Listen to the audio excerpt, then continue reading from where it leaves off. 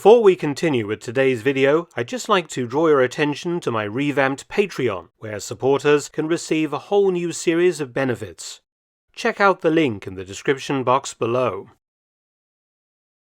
In the brilliant 2001 miniseries Band of Brothers, Episode 10, Points, deals with the 101st Airborne Division's occupation of Berchtesgaden in early May 1945.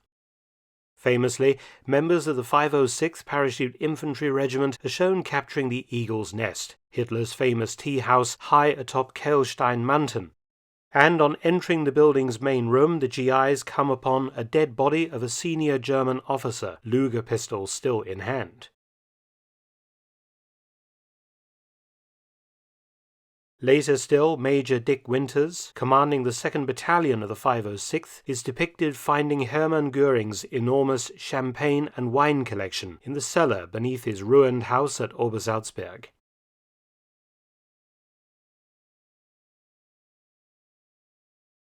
Both of these things happened, but in reality they both occurred in the same building, which was different from both buildings depicted in the TV series. Berchtesgaden, and particularly Obersalzberg, Hitler's gated village in the mountains above, were naturally of much fascination to the advancing Allies, and a race had developed between three divisions to get there first and capture Hitler's house. Those units were the US 3rd Infantry Division, the French 2nd Armoured Division, and the 101st Airborne. But suffice it to say that the argument still rumbles on 8 decades later. The problem may stem from the fact that the divisions advanced on the region from different directions, reaching different parts of the Berchtesgaden area, from the town of Berchtesgaden itself to Obersalzberg above and the Eagle's Nest even higher up in the mountains. This story, however, is only concerned with the 101st Airborne. On the 3rd of May 1945, its 2nd Battalion, commanded by Major Winters, and of course containing the famous Easy Company portrayed throughout Band of Brothers, had reached the town of Thalheim after encountering little organized German resistance for several days. The following morning, the battalion was given orders to move out and seize Berchtesgaden, which was easier said than done.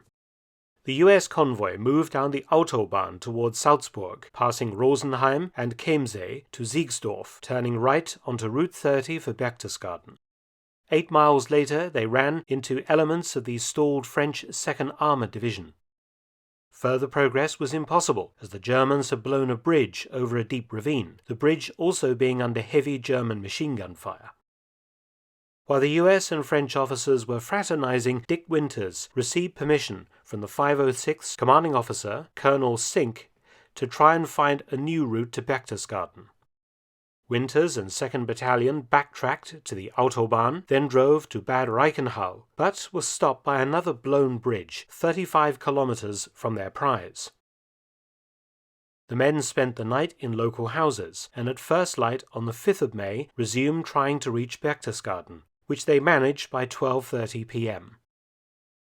The Americans immediately commandeered the Berchtesgadener Hof, a large hotel for headquarters, and Winters sent out patrols to secure various points. There was no resistance. It was on the following day that Winters, out by himself, discovered 3 extremely interesting things in one building that had not yet been captured. Driving out of Berchtesgaden, a few kilometers south is a village of Schönau am Königssee that is built at the end of the lake of the same name, Königssee. In due course, the 506th would find several buildings of interest in this village, including Heinrich Himmler's house that he shared with his mistress and 2 children. This building is still intact today.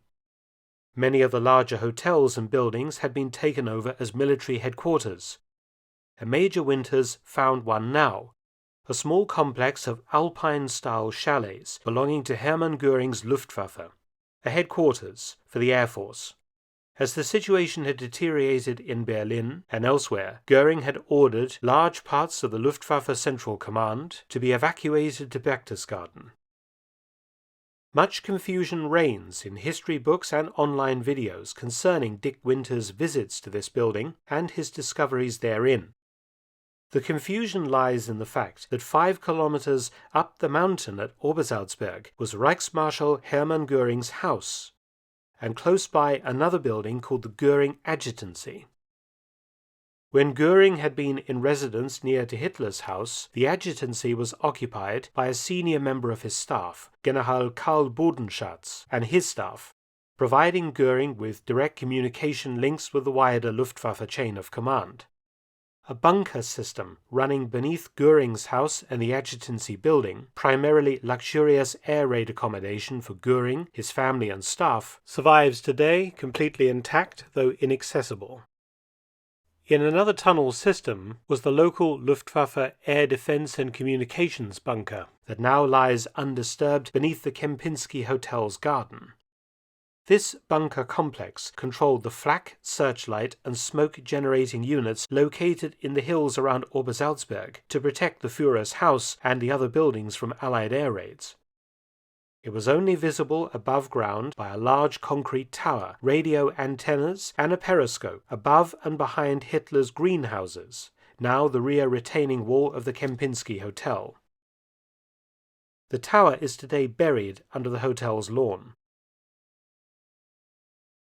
However, due to the large numbers of Luftwaffe officers who had been evacuated from areas threatened by the advancing Soviets, accommodation was provided in another building down the mountain in Königssee, combining an officers' accommodation block and officers' club and so on, and it was this building that Major Winters approached on the 5th of May 1945. The small complex survived the war and was later used by the US Army, who turned Obersalzberg and parts of Berchtesgaden into an armed forces recreation center post-war, renaming the Luftwaffe headquarters building the Alpine Inn and Chapel. It was demolished in 1996. It was into the main building that Dick Winters ventured alone on the 5th of May 1945. The building was deserted, but in one of the bedrooms, Winters made a grisly discovery. The body of a German general lay on a bed, a Luger pistol still clasped in his right hand. In Band of Brothers, this scene is portrayed as occurring in the main room of the Eagle's Nest. So who was this officer? Luftwaffe General der Flieger Gustav Kastner-Kerdorf was a former World War I pilot and between 1939 and 1943 head of the Luftwaffe Personnel Office. In April 1943, Göring had appointed him chief of the Luftwaffe Office for Enforcement and Clemency Matters, which he had held until his death. His office was responsible for Luftwaffe disciplinary matters, each year hundreds of Luftwaffe personnel being executed or imprisoned following courts-martial proceedings for many infractions of German military law. It seems that as Allied forces approached Berchtesgaden on the 4th of May 1945, most of the remaining German troops had abandoned the area. The SS unit tasked with guarding Obersalzberg had even set fire to Hitler's home as they departed. Kastner-Kerdorf had not run away. From the photographs of the room taken soon after by acclaimed US war photographer Lee Miller, 64-year-old Kastner-Kerdorf had lain down on his bed, telephoned someone, and then shot himself.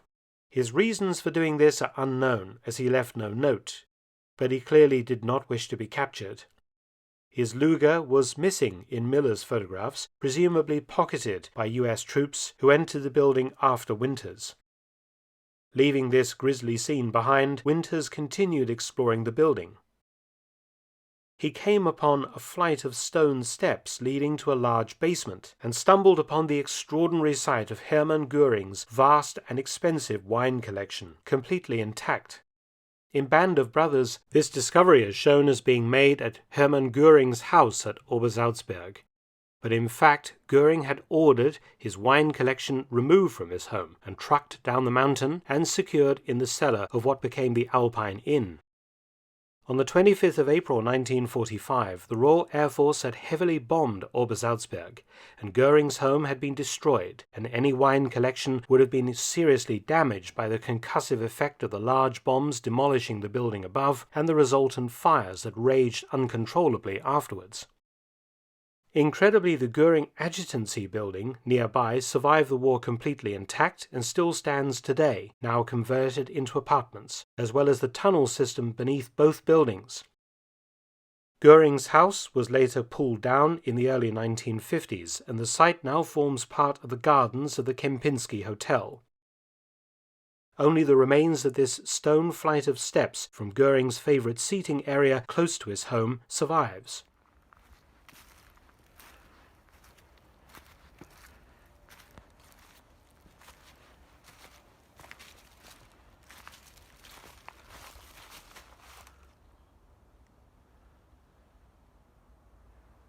And behind it, in the woods, this emergency exit from Göring's bunker system.